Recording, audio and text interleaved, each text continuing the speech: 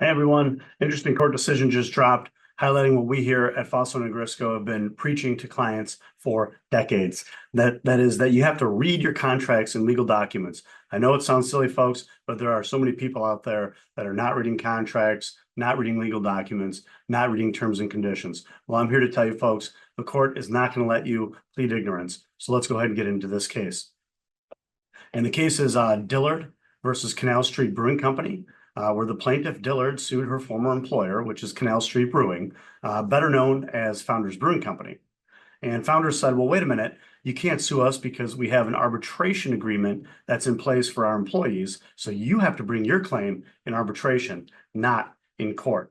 So Founders filed a motion to compel arbitration, which basically stays the court case and moves it to the different forum of arbitration, effectively terminating that case in favor of a private arbitrator, sort of like a private judge, who then gets to decide the case based on the rules of the arbitration forum instead of the typical rules that would be applicable within a jury trial. And as a lot of you may know, when you're a plaintiff in like an employment discrimination type of case or in a personal injury type of case, you want a jury trial because you want people just like you without the expertise that a judge or an arbitrator or somebody like that would have. You want them deciding your case. You want them to relate to you so that they can maybe assess damages that are a bit higher than what you might otherwise get from a judge or an arbitrator assessing those types of damages. So of course, Dillard, as the plaintiff, is definitely going to fight back on this, and she did. So what was her argument?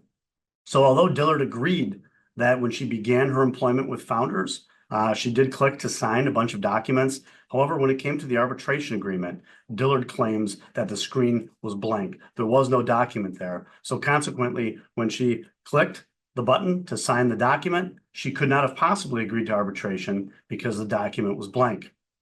So in other words, Dillard pled ignorance here. So there's no way she could have agreed to it. Blank document. What is the court going to do with this, folks?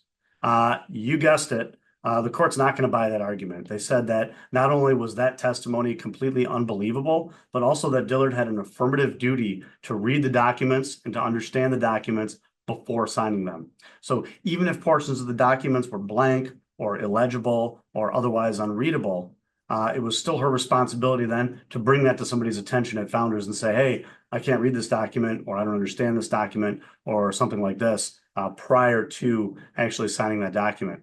So, folks, I just want to say this highlights the general legal principle at play, which is that a court is generally not going to take special private mental circumstances into place when you're trying to decide whether or not a legal document is enforceable. It's your responsibility as the person signing the document to make sure that you can read it and understand it. So that's true whether you're an employee or a business owner or a customer or a contractor, regardless of the situation.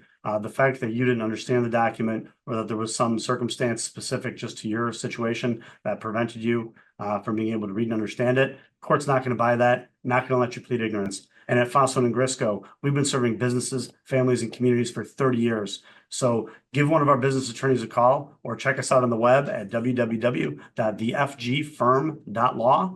And check out one of our business attorneys. We can give you the right advice for your situation and help you to understand those documents so that you don't find yourself in a similar situation to this plaintiff. Thanks.